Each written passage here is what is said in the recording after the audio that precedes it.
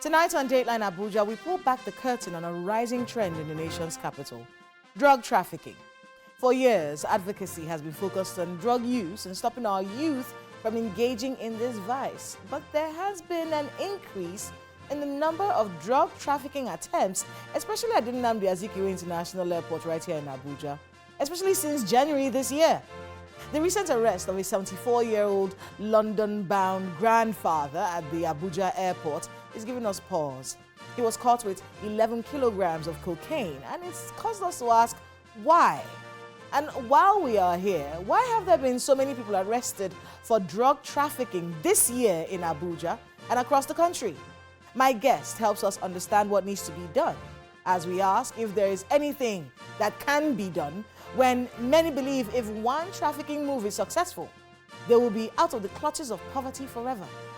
Drug trafficking in focus tonight on Dateline Abuja.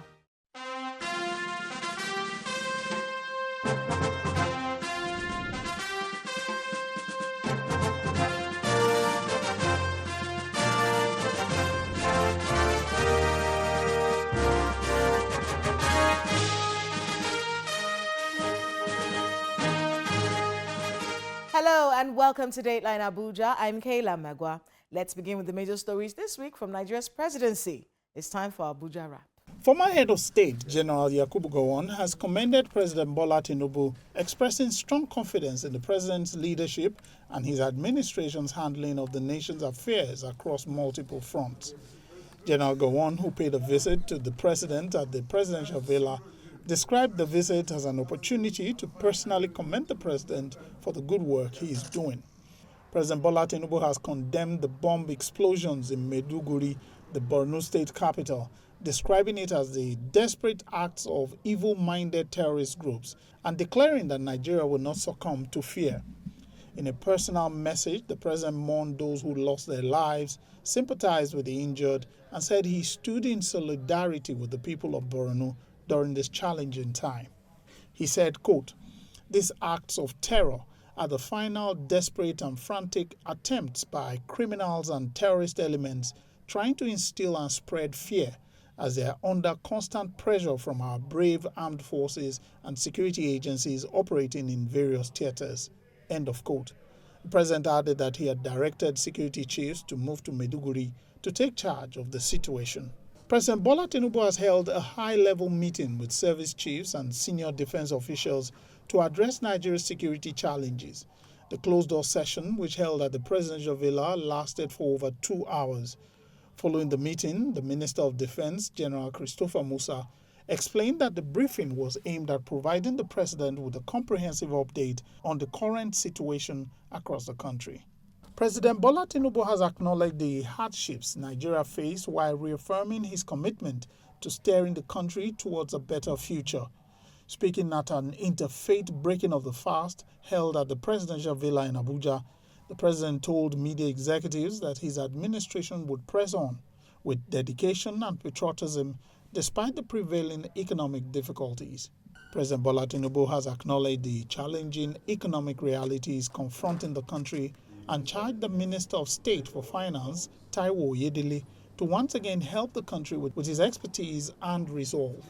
These were part of the president's remarks after the minister was sworn in during a brief ceremony that took place in the office of the president and was witnessed by senior government officials, the minister's wife, and his state governor, Lucky Aiyedatiwa of Ondo State. President Bola Tinubu and the First Lady, Senator Oluremi Tinubu, have arrived in the United Kingdom for their 2-day state visit.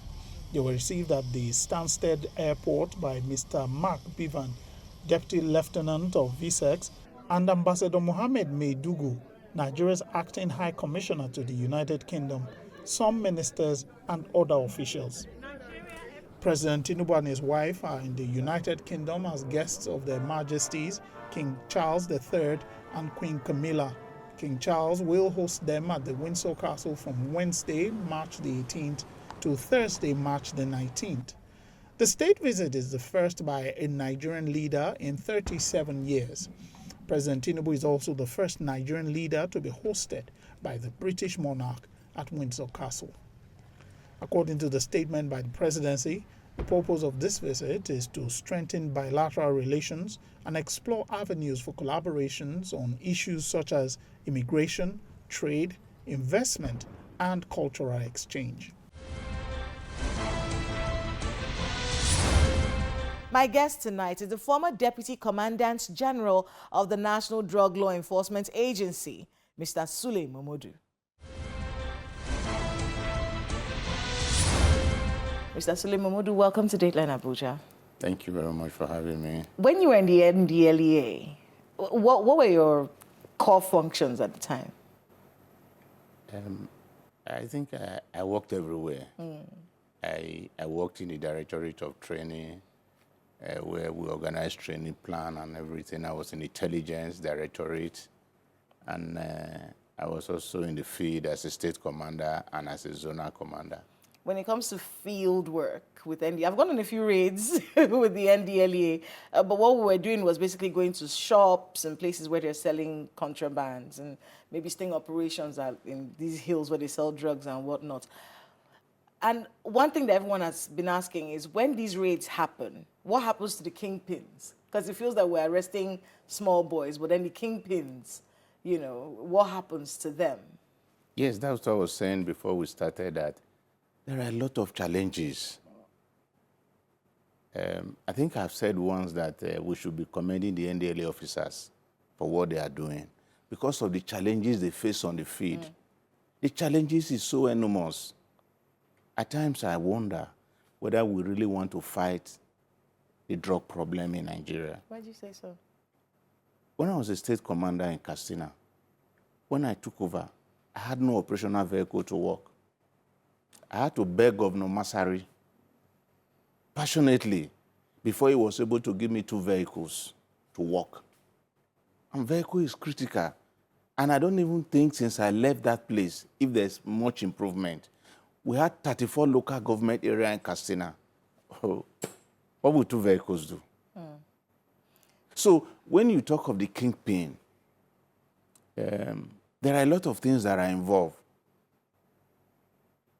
I give my kudos to the governor of Anambra State then, Willie Obiano.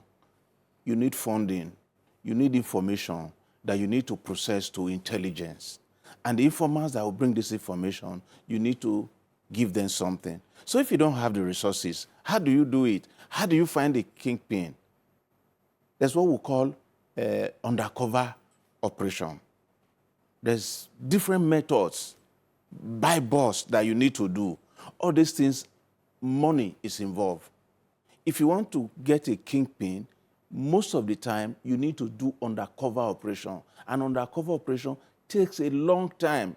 Infiltration, you buy, you know, a lot of things go on behind the scene to be able to track him down. Because more often than not, they stay off. You don't find them with the drugs.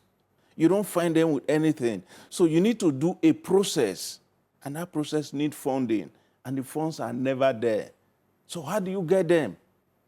Whatever NDLA is doing now, look, until General Buba Marwa came, the funding of NDLA was nothing to write home about.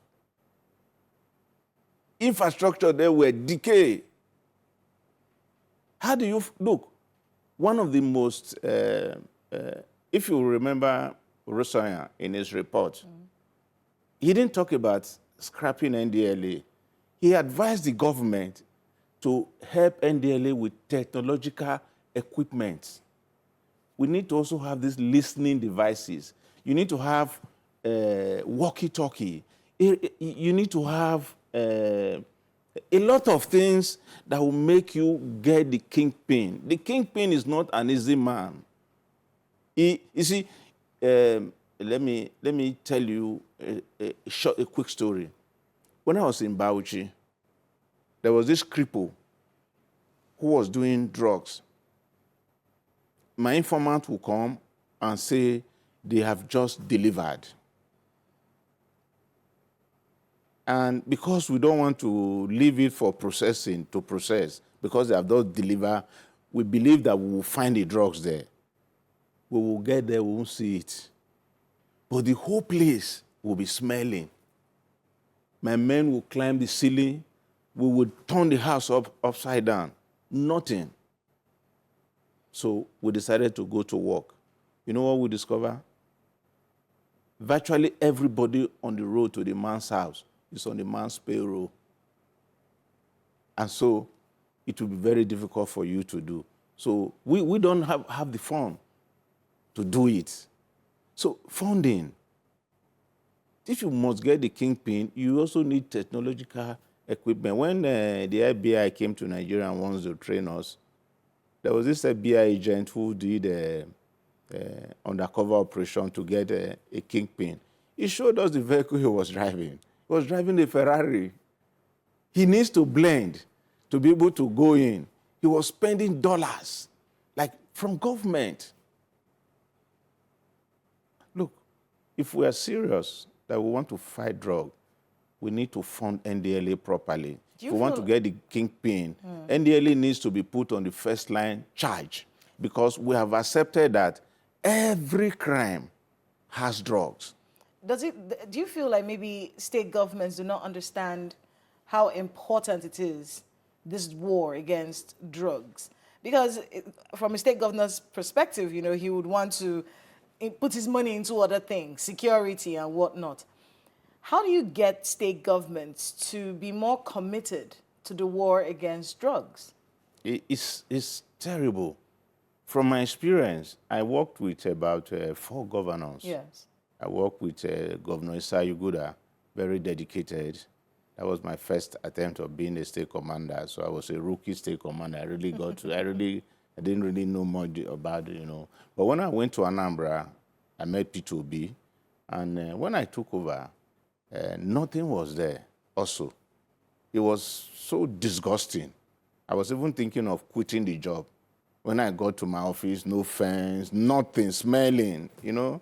That's how bad it was. I cried to P2B, and he listens to me, and he was able to do something for the state command. And we were able to start moving. He gave us 6 vehicles. Yes. Then Willie Obiano came, and Willie Obiano was the one who now set the ball rolling. Information grants were there.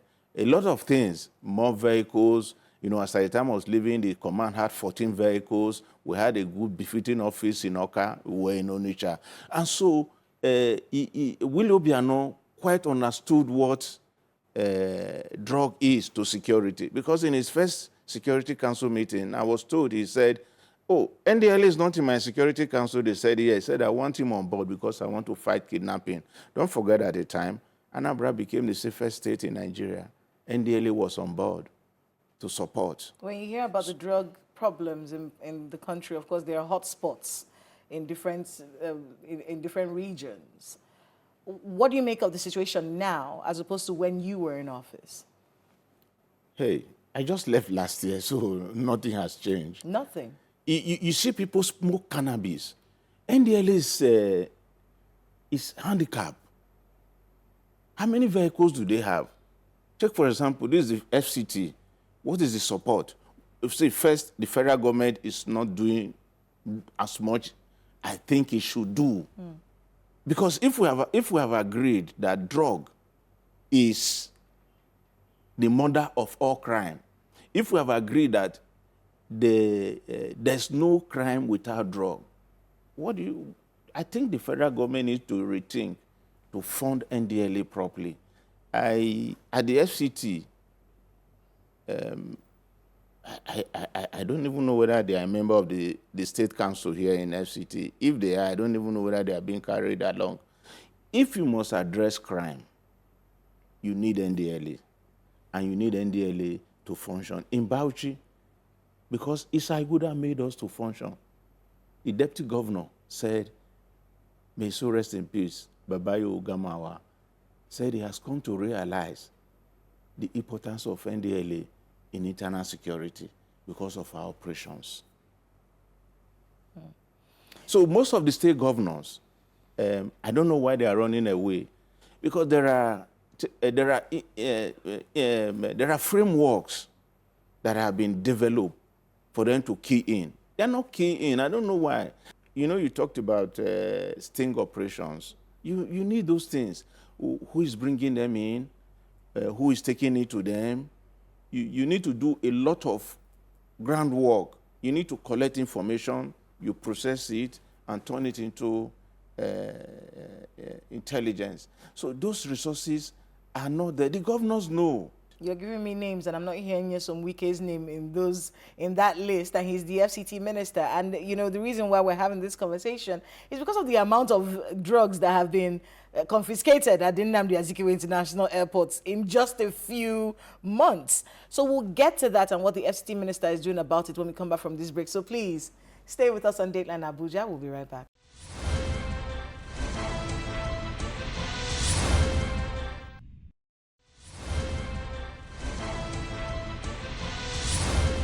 Welcome back to Dateline Abuja. Mr. Sule Momodu from the NDLEA, former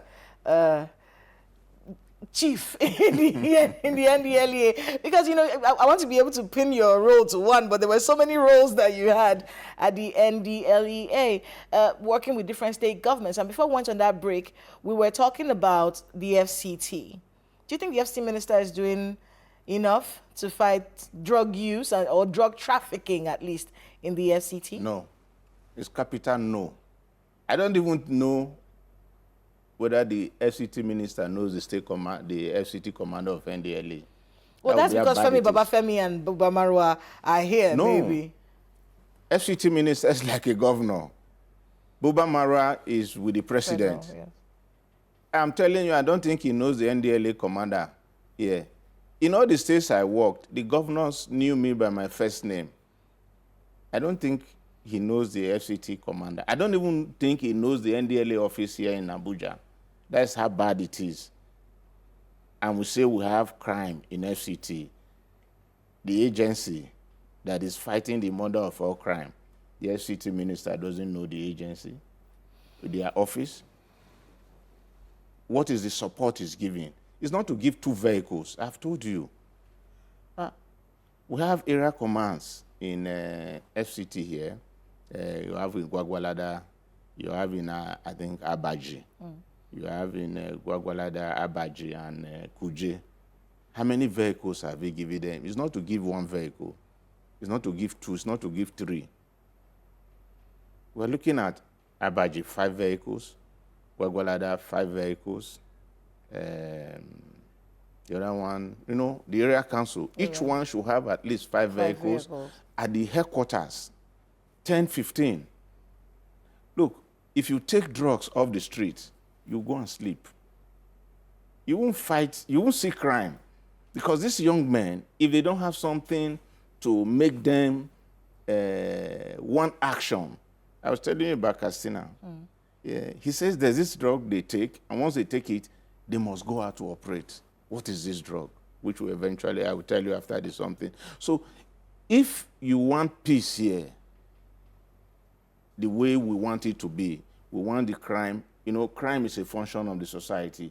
There must be crime. But you must reduce it to the barest minimum by being able to arrest, prosecute the offenders. So the FCT minister needs to. I don't even know whether the State Drug Control Committee is functioning in FCT. I don't even think it's functioning. We are supposed to have it here. In FCT here, I don't even know how much they are driving. I've attempted to visit, you know, I've retired. Part of my activity is to spread the say no to drug message. Yes. I have attempted to visit the Mandate Secretary for Education. He turned me down because I wanted to see how we can collaborate for me to go to schools. I have attempted to go to schools in FCT here. They shut their gates. So there's something wrong here. You know, at times, and that's why I told you at the beginning, I wonder whether we are really ready. If you don't know, the federal government has come up with 2 policies for secondary and the tertiary institution on how to address drug. Is the minister even aware of these 2 policies? Is the Mandate Secretary of Education even aware? If he's aware, what effort? I'm in FCT here, so what effort are they making to ensure that the schools, we are pushing, NDLEA is pushing strongly for drug tests. And I also believe so much in it, that drug test is what will help us again to make sure that those who are not there, they don't go in because the fear of the consequences. Oh, yeah. Yeah, the fear of the consequences will make them not to go in. But I don't think the FCT administration has really, if you ask me to score them, I'll score them -1. So I will not even give them 1% because Yes. I don't think they are doing enough. When it comes to trafficking, because a lot of the conversation really is around drug use, but then there's a bigger issue where we are now a trafficking spot. At some point, we started noticing that Abuja was becoming a destination for drugs. Now it is a route because a lot of people are being caught at the airport. Even a 74-year-old man, a grandfather, was caught recently with drugs on his way to London. And the number of people who are being arrested at the Nnamdi Azikiwe International Airport is cause for concern. What's happening? Did a narrative change? Is it poverty? Is this greed? What happened that a lot of people now believe that they can try this particular crime out? Yeah, you know, drug trafficking Yes. is the most lucrative business in the world.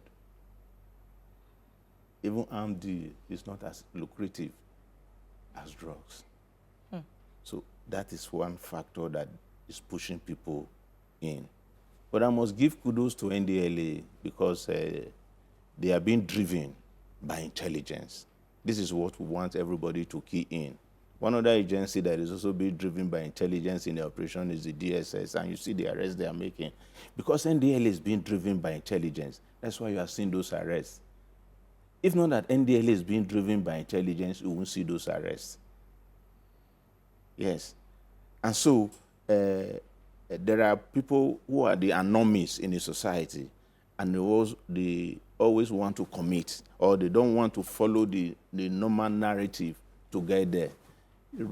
Get rich syndrome is also a factor that is pushing people into drugs. It's not poverty. We don't have any reason to talk about poverty in Nigeria. For me, Nigeria is the richest country in the world. So it's greed. You know, you don't want to labor, but you want to be rich. You know, they promise you small something. So we'll give you $5,000. We'll give you $10,000. Just take it across for us. At that age, and he's doing it.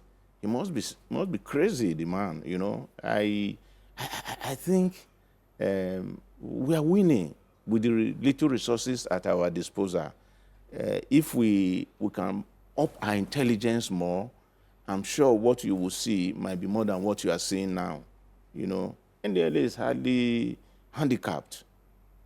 If all the necessary gadgets, you know, when you know that if you commit or you want to commit, you'll be caught, you will not want to.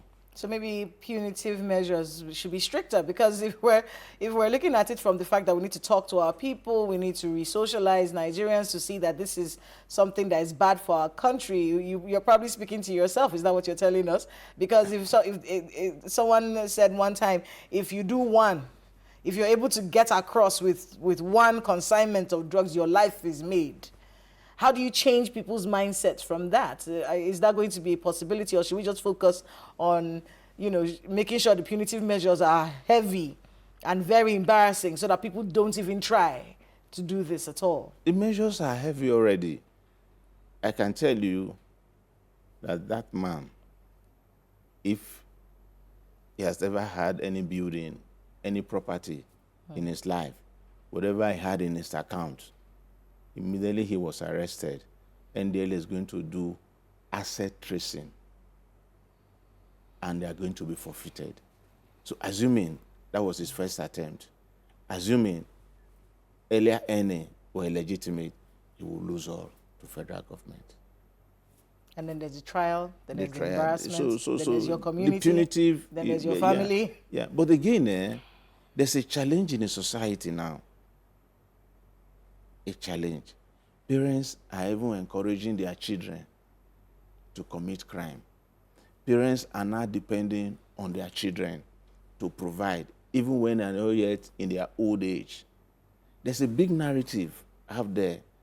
You see a 40-year-old man telling the son, there's no soup in the house, and the young man is still an undergraduate or is looking for a job, what do you expect? So at times, maybe societal pressure and not being able to resist it, you get yourself muddled into the business. And so I think we are doing enough with the little at our disposal. If you say, okay, are we talking enough to people? Yes. Yes, we are talking. NDLA is talking. But is everybody talking to everybody the way it's supposed to talk? I would say no. We are in a state of denial when it has to do with drugs. I just told you how I wanted to see the mandate secretary, turned me down. I told you how I've been trying to go to school free. You're not asking for any money? No. Let me come and talk to the students. Just permission to do it? Even my film that I produced, I made a film on the consequences of drug, how it can destroy a home. I wrote to some organizations that I want to come and show the film to you, your staff, because it's mainly about parents. Because at times, the parents, they create a conducive atmosphere for the children to get involved. Ministries, they turned me down. So we're in a state of denial in Nigeria. I have to thank you so much. Thank you very much. For being with us on Data in Abuja. Good luck with all the advocacy I know you're trying to do. Thank you. And we'll talk to you soon. Thank you.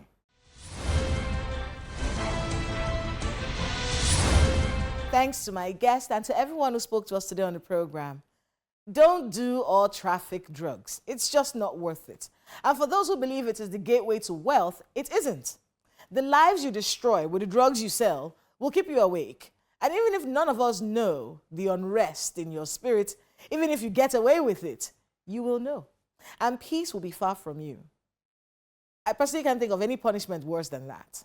Well, that's it in Abuja this week. Please let us know the happenings in your neighborhood using the social media handle showing right now on your screens. Thank you so much for watching. I'm Kayla Magwa. See you next time.